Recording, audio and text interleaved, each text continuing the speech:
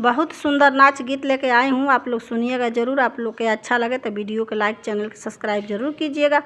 आप लोग के दिल से धन्यवाद। ए हो मनवा के बतिया बताई कैसे, ए हो मनवा के बतिया बताई कैसे, पियवा रूसल बाणे ननदो मनाई कैसे, पियवा रूसल बाणे ननदो मनाई कैसे। ए हो मनवा के बतिया बताई कैसे, ए हो मनवा के बतिया बताई कैसे, पियवा रूसल बाणे ननदो मनाई कैसे, पियवा रूसल बाणे ननदो मनाई कैसे, पियवा रूसल बाणे ननदो मनाई कैसे।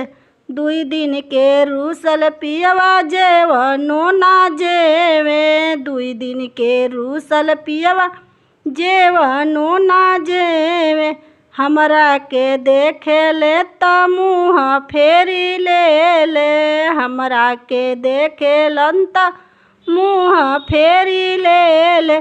टूट गईली चूड़िया खनकाई कैसे, हो टूट गईली चूड़िया खनकाई कैसे, पियवा रूसल बाणे ननदो मनाई कैसे, पियवा रूसल बाणे ननदो मनाई कैसे।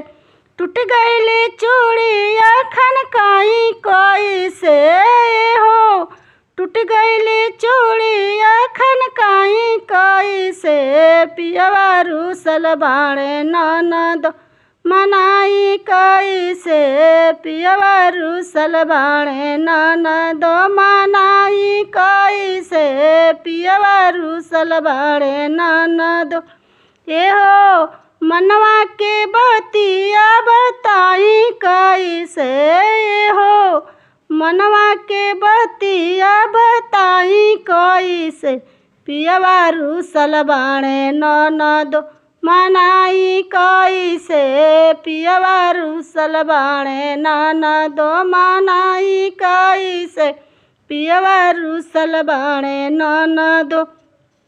ए हो मनवा के बतिया बताई कैसे, ए हो मनवा के बतिया बताई कैसे, पियवा रूसल बाणे ननदो मनाई कैसे, पियवा रूसल बाणे ननदो मनाई कैसे।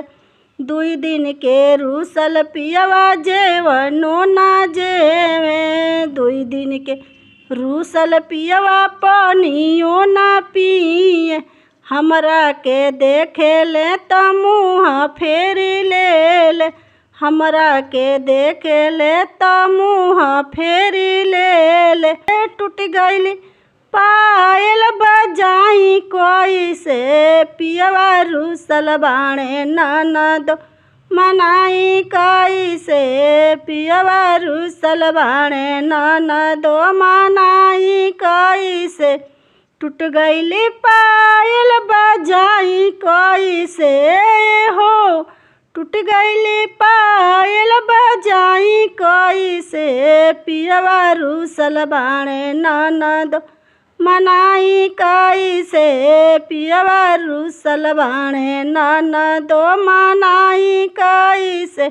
ए हो मनवा के बतिया बताई कैसे, हो मनवा के बतिया बताई कैसे, पियवा रूसल बाणे ननदो मनाई कैसे, पियवा रूसल बाणे ननदो मनाई कैसे, पियवा रूसल बाणे ननदो मनाई कैसे।